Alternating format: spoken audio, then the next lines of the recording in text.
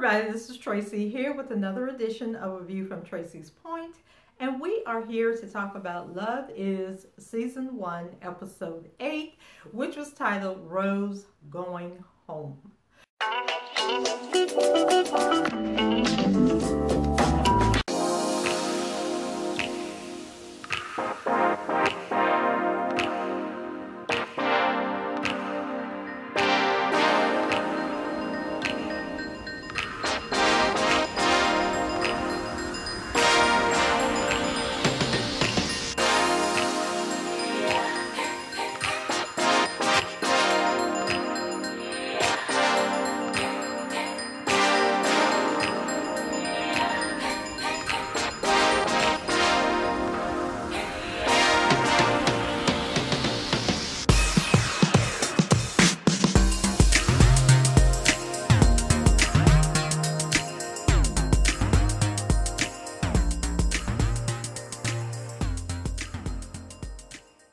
So guys, before we get into this recap, I'm always researching, trying to figure out what in the world is really going on. And so I remember when Mara was on the Wendy Williams show, and she was saying that, we all know that the show is supposed to be based on the relationship between her and her real life husband, Salim. She says, but, she does take some liberties on the show. And so with this episode, which I must say by far has been the best episode and the most realistic episode, even though it did have some moments of being unrealistic, it was the best episode thus far, and it gave us a look into Yasir and where he comes from, and why it is that Nuri seems to think that he is this wonderful man, whereas the rest of us are like, this joker is playing you, girl. So I found an article, because most of the stuff that comes up when you do a Google search on the two of them, is new articles that basically are, giving the narrative that Mara in the show and Oprah wants to give about their relationship. And so what I noticed is that regardless of what you Google about the two of them, well, actually, even if you put Salim in the Google search alone, it still brings up a whole bunch of stuff about Mara and kind of drowns out his story. But one thing that I noticed, like on the wiki page, so even on the knowledge graphic, which appears on the right side of your Google screen, it says that the two of them have 2 children, which we already know. But Salim has children also, and I was just like, okay, well, why is his kids never mentioned in any of the stories? They don't appear in any of the bio information. It's just all about him and Mara's kids. So I started doing a little research, kept going, deep into the search page results. So I came up with a story from the Hollywood Reporter that was written in 2002 that tells us a little more about Salim. And whereas Mara is keeping true to her story with Nuri, she is giving a whole bunch of liberties when it comes to Yasir's story, supposedly reflecting Salim. So some of the key points from that article was that he was never, from what I could tell, he's never been married before. However, he does have 2 children, not just one. He has a son and a daughter. So his daughter is the oldest, and she should be about 41, 42 now. And then his son, I think the son name is Amar, or I know it begins with an A. But the son, he should be about 32, 33-ish right now. But the older one was actually born when he was 13 years old. The article also pointed out that his mom, actually during his teenage years, his mom was incarcerated. I don't think it went into what she was incarcerated for, but basically he says that that whole time was like a blur to him, and He ended up getting another girl pregnant.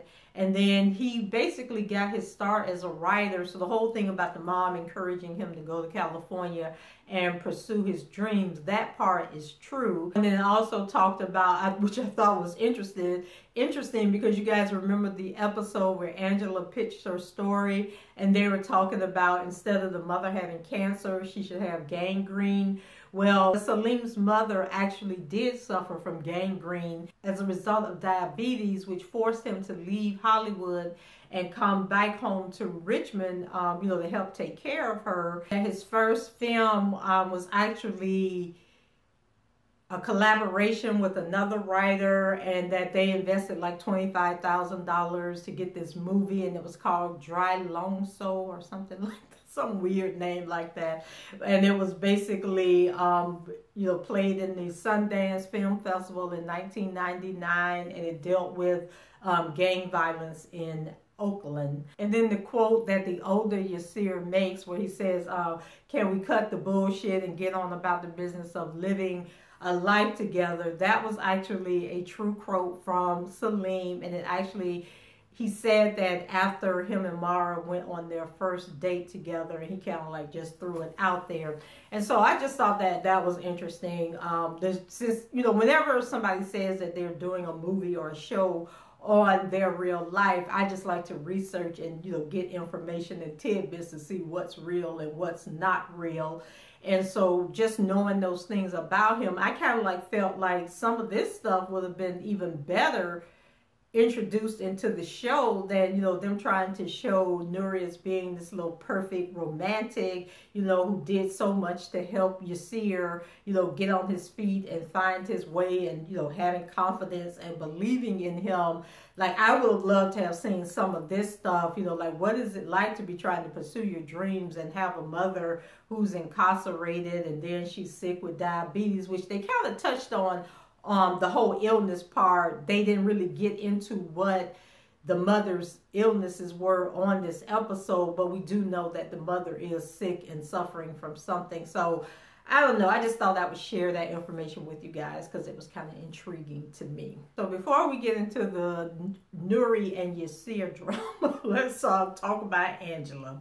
So as Angela has reiterated time and time again, she can't keep being part of the coon stuff that the Marvin show is putting together.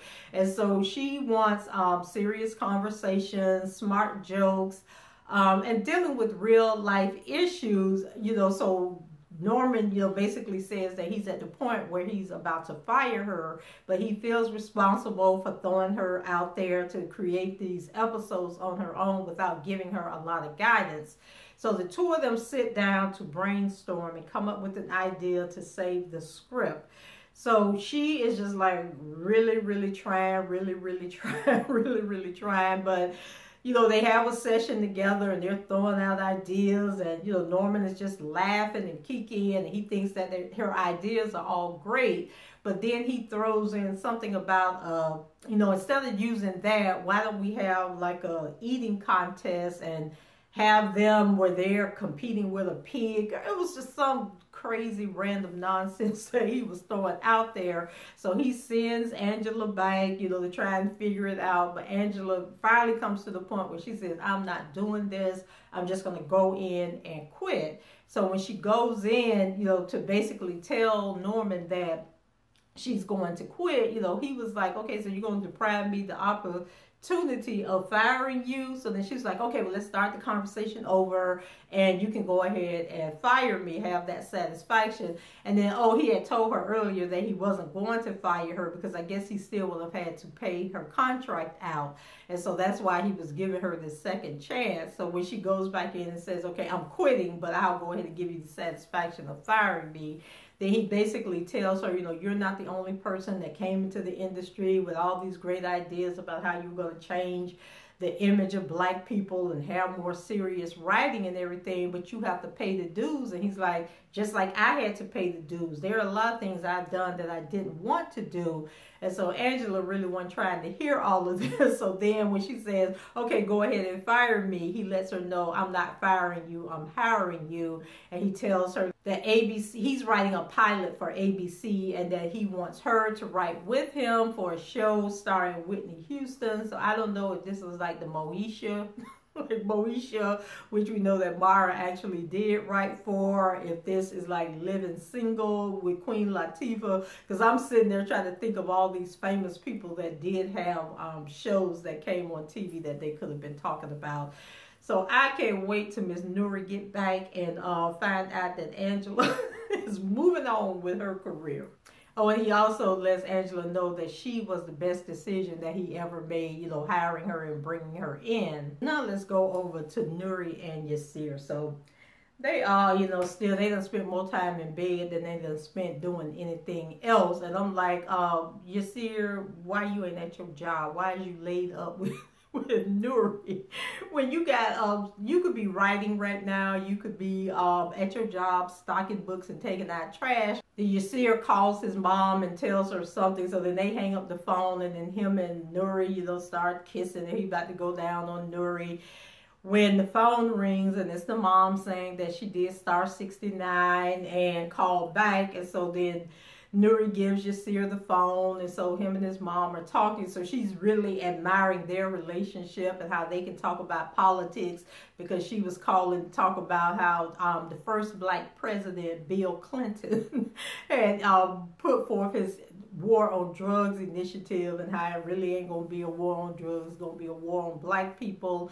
And then Yasir makes some comment to let her know that he isn't a Democrat, that he's actually a Republican, and she can't believe that he's a Republican, and she ends up hanging up on him. And like I say, Nuri is just eating all of this up.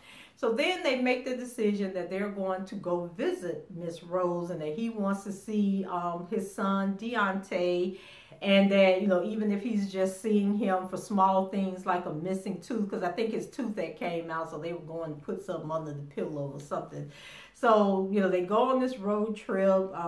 Nuri has to rent a car. I don't know why she couldn't drive that little Jeep of hers. But anyway, they go on up to Rose's place. And so Rose is all happy to see Yasir and everything. And she treating Nuri like she's not even standing there. So then Nuri got to step up and say, hi, you know, I'm Nuri. And so Rose looking at her like, well, why is you here? You know, so then Yasir goes ahead and does the introduction and everything. And I'm just like, okay, this is about to be a trip. And so Nuri said that she was the friend, but then Yasir says, no, she's my girlfriend. So they ended up going inside and talking. And I think it was my last review where I was talking to this guy, and I was saying how much I am so annoyed by the wiser Yasir and Nuri characters. And so he pointed out something really important to me, and I might have mentioned this in another recap, but in case I didn't, he was basically saying that without those characters, this show would be a flop,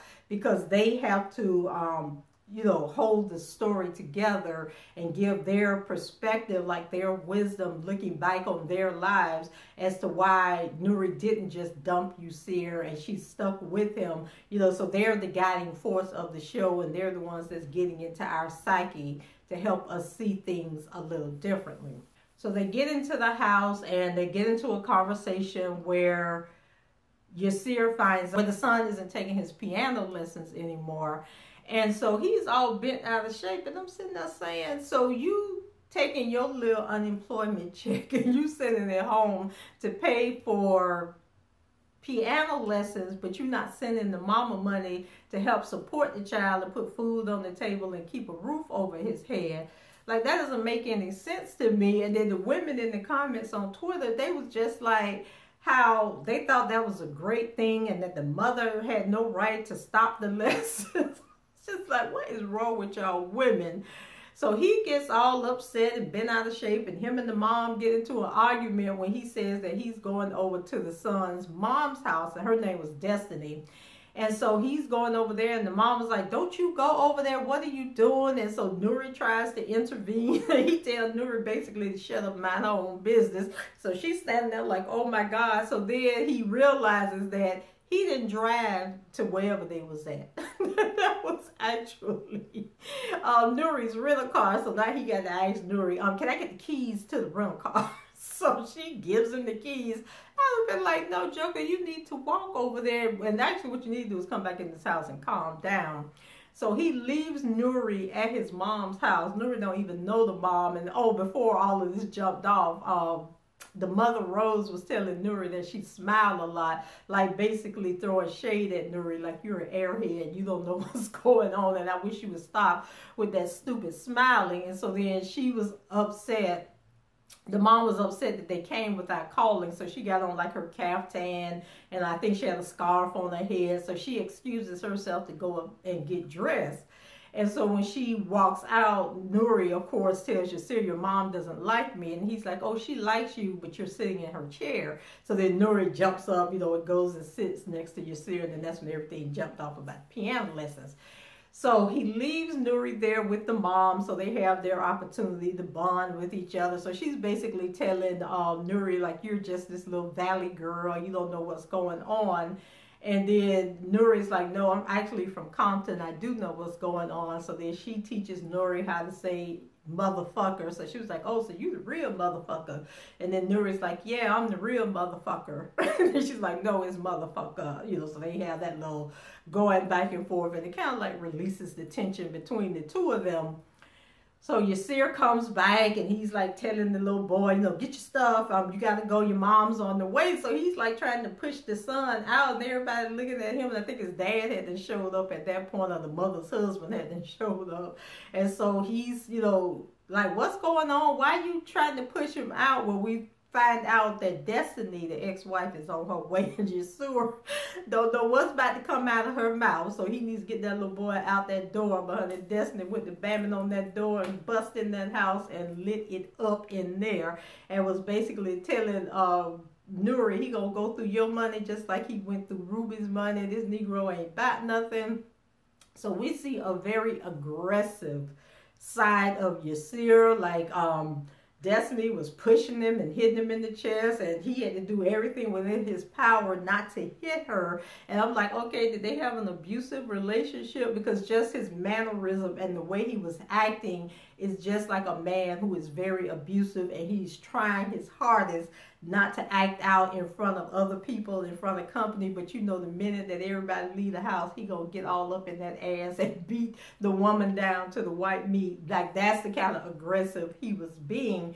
And so Destiny was just like pushing his buttons, and basically telling him, like, I stopped sending him to the piano lessons because I guess it was a lot of rich kids there who actually have pianos at home, so they can come do the lessons, then go back and practice. And so it was making the little boy, Deontay, feel bad because he didn't have a piano at home, and he was embarrassed. So then Nuri was like, well, you can go to the church. The church may let you use their piano for him to practice. And then Yasir was telling her to stay out of it. So then she said that they could go to the music store, and maybe the music store people will loan him a piano or something. And so then Destiny was like, oh, you finally found one that's got some ideas. And although that's a great idea, who gonna be doing all this back and forth to practice, back and forth to the church? Like, who doing all of this? Because I gotta work to take care of your son. And so then Yasir said that his mom could take the little boy to practice and everything. So then Destiny was like, oh, why would you put that on your mom? Your mom is sick. She's not doing well. She doesn't need that added burden and that added pressure. So then she was chasing Yasir around their room and pushing him around. And he was just really trying to hold it all in. And that reminded me when him and the mom got into it earlier, when he was asking Nuri to give him them keys, demanding Nuri give him the keys so he could go to Destiny's house. He was like, I hate that I brought you around this ghetto bullshit. I'm just like, really? Like, your mom helping take care of your child while you all pretending to be chasing dreams, because we know the Joker wasn't chasing no dreams. He was just sitting there doing whatever. But anyway, they was going back and forth and carrying on, and it was just very dramatic. So then the mother, who's played by Loretta Devine, she jumps in, so she checks Yasir, like basically, you don't talk to her like that. That's the mother of your child. You know, just basically saying how hard it is to be a single mother. Like, you all doing whatever, but she's the one that's got to be there when he's sick, when he's in need, you know, when he gets in trouble, whatever he wants, you know, she is the first one up in the morning and the last one to go to bed at night. And she doesn't get the opportunity to run off and do whatever she wants to do. So you need to respect her. And then she turns to Destiny and basically like telling Destiny, like, you know, you tried to trick him by getting pregnant and he doesn't want you anymore. And, you know, you got to get over this and move on. And I'm thinking that was so out of place, because we don't know nothing about Destiny or his relationship. So why should we trust that what the mother is saying is true? And then we already see how he treats Ruby, and Ruby don't have no child from him. So why are you making excuses for why your son is acting this way? So that whole scene was a trip. But like I say, it was the best episode so far, because we get to see, you know, Yasir in a different light and know where he came from and, you know, what he's all about. But it also made me not like him just that much more, seeing that side of him. So Destiny and the little boy end up leaving. And then, no, Destiny went out, said she would be waiting in the car. So then the dad goes and gets the little boy.